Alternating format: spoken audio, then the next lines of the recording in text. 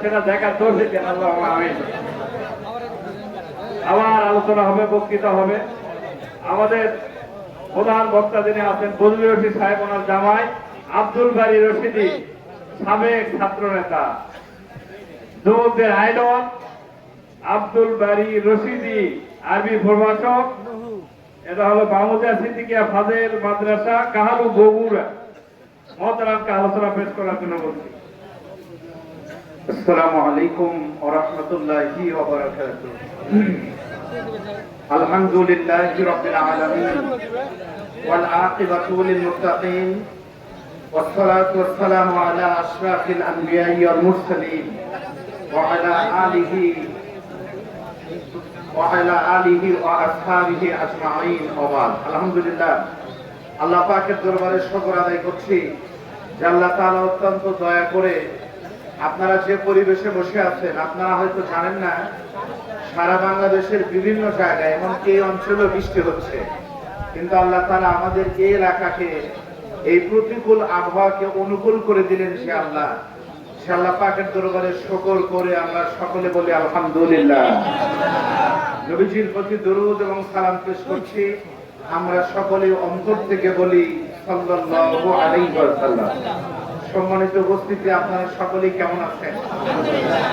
আসলে এটি কোরআনের মাহফিল। আপনারা জানেন অল্প সময় এবং বক্তার পরিমাণ এত বেশি হওয়ার কারণে বক্তারাও যেমন সময়ের ব্যাপারে এদেরকে কন্ট্রোল করা কঠিন, আপনারাও এরকম কঠিন হয়ে গেছেন। আমি বক্তব্য দেবার জন্য আসেনি, জাস্ট আপনাদের মাঝে একটু দোয়া দিয়ে এই খবরটুকুন দিতে এসেছি। আলহামদুলিল্লাহ, পরিস্থিতি যাই হোক, যত কিছুই হোক না কেন, আমাদের আরো দুজন মুরব্বী আছে ইনশাআল্লাহ। অল্প সময়ের ভিতরে বাংলাদেশের উত্তর জনপদের দুজন প্রবীণ বক্তা হযরত মাওলানা রুহুল আমিন যুক্তিবাদী এবং মুফতি মাওলানা বজলুর রশিদ সাহেব উপস্থিত হয়েছেন। খুব সংক্ষিপ্ত সময় ওনারা চলে আসবেন। আমরা সে পর্যন্ত থাকবো ইনশাআল্লাহ। যে কোনো পরিস্থিতিতে থাকবেন আল্লাহ না করুন যদি হালকা বৃষ্টি হয় তখন, যদি তা না থাকেন বলেন আপনারা জমিতে যখন আইল কাটতে যান সেই সময় যদি বৃষ্টি হয়, 3টা আইল কাটার পরে একটা দেখি কেউ আসেন না, ভিজি মরি বা হয় হোক, আমরা কাজ করে আসবো ইনশাআল্লাহ। এরকম আমাদের মূল 2টা আইল এখনো বাকি আছে, আমরা শেষ করে যাব। আল্লাহ কবুল করুন বলেন আমিন। আমার সঙ্গে জমান খুলে মহব্বতে কেউ কথা বলবেন না, বললে তাই আপনি থাকবেন, একটু করুন আমার সাথে। আউযু বিল্লাহি মিনাশ শাইতানির রাজীম। বিসমিল্লাহির রাহমানির রাহিম। والعصر إن الإنسان لفي خسر إلا الذين آمنوا وعملوا الصالحات وتواصوا بالحق وتواصوا بالصبر। সাদাকাল্লাহু আযীম। আমি ভাঙা কণ্ঠে আপনাদের সামনে পবিত্র কোরআনুল কারীমের 114টা সূরার ভিতরে 103 নম্বর সূরা পড়েছি। সূরার নাম হলো সূরাতুল আসর। সবাই বলেন এই সূরার নাম কি? সূরাতুল আসর। সিরিয়াল নম্বর কত?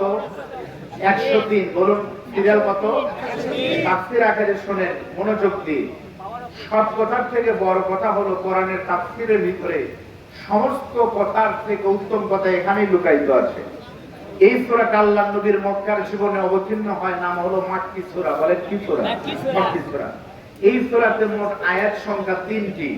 এর প্রথম নম্বর আয়াত আল্লাহ পাক বলেন অল আস, সময়ের কসম, ইন্নাল ইনসানা লাফি খুসর। এখানে আলেম ওলামা আছেন, ইন্নাটা হলো হরফে মুসাব্বাবিন ফাইল। আল্লাহ বলেন অবশ্যই মানুষ ক্ষতির ভিতরে আছে, তবে তারা ব্যতীত ইল্লাল্লাযিনা আমানু ওয়া আমিলুস সালিহাত ওয়া তাওয়াসাউ বিল হাক্কি ওয়া তাওয়াসাউ বিস সবর। 4 শ্রেণীর মানুষ তারা সবাই বিপদে আছে। আমি এক এক করে নাম বলবো, আপনারা মিলাবেন কে কে 4 শ্রেণীর ভিতরে আছেন, তাহলে আপনারা বিপদে আছেন। আর যদি 4 এর ভিতরে না থাকেন তাহলে আপনারা বিপদ মুক্ত আছেন। এই সূরাটাকে বলা হয় একটা স্কেল, একটা মাপার যন্ত্র। ইমাম শাফি রহমাতুল্লাহ আলাইহি বলেন, কেউ যদি ইসলামকে বুঝতে চায় তারা যেন এই সূরাটা ভালো করে বুঝে। এর ভিতরে ঈমানের সব পরীক্ষার যন্ত্র রয়েছে। 4 শ্রেণীর মানুষ বিপদ ছাড়া আছে। এই সূরার শানে নজুল কাকে বলে? আল্লাহর নবী মক্কায় বড় হলেন। আল্লাহর নবী দুনিয়াতে এসেছিলেন 63 বছর বয়স, তাই না? এর ভিতরে 40 বছর নবী ছাড়াই বড় হলেন। পরিচয় ছিল মুহাম্মদ ইবনে আব্দুল্লাহ। 40 বছর নামাজের কথা বলেননি, রোজার কথা বলেননি, হজের কথা বলেননি, ইসলামী আন্দোলনের কথা বলেননি। 40 বছর পরে আমরা নবীকে নবী হিসাবে পাইছি কয় বছর বলেন তো? 23 বছর। এখন আমি প্রশ্ন করতে চাই, বলেন তো ভাই, এই 40 বছর কেন আল্লাহ মাইক বন্ধ করে রাখলেন? কি জন্য নবীকে নবী বানালেন না? তার উত্তর কি আপনাদের কাছে আছে? তার উত্তর হলো, যদি আল্লাহ নবীকে প্রথম থেকেই নবী বানাতেন তাহলে আবু জেহেল, উতবা, সাইবা, মুগীরা বলতো একই গ্রামে বাড়ি, একসাথে বাজার করি, একসাথে সবকিছু করি, খেজুর লাগাই, কিন্তু আব্দুল্লাহর একজন ছেলে নবী হবে এটা আমরা মানি না। সেজন্য আল্লাহ তাআলা নবীকে নবী ছাড়াই মানুষ হিসাবে 40 বছর ওদের চোখের সামনে বড় করেছেন। ওদের সামনে উঠা বসা করে যখন সব বাচ্চারা খারাপ কথা বলে, আব্দুল্লাহর একজন ছেলে বলে না। সবাই খারাপ কথা বলে, নবী বলে না। কটু কথা বলে, নবী বলে না। সব বাচ্চারা এমনি উলঙ্গ হয়ে ঘুরে, নবী ঘুরে না।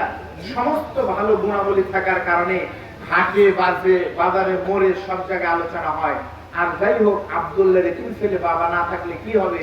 আমাদের মক্কার ভিতরে সব থেকে বিশ্বস্ত, সব থেকে ভালো মানুষের নাম হলো মুহাম্মদ। আমরা সকলেই মিলে সামাজিক ভাবে তার ডিগ্রি দিলাম। মুহাম্মাদের নাম হলো আল আমিন। জোরে বলেন আল্লাহু আকবার। এই ডিগ্রি আবু জেহেল যখন দিলেন, আল্লাহর নবী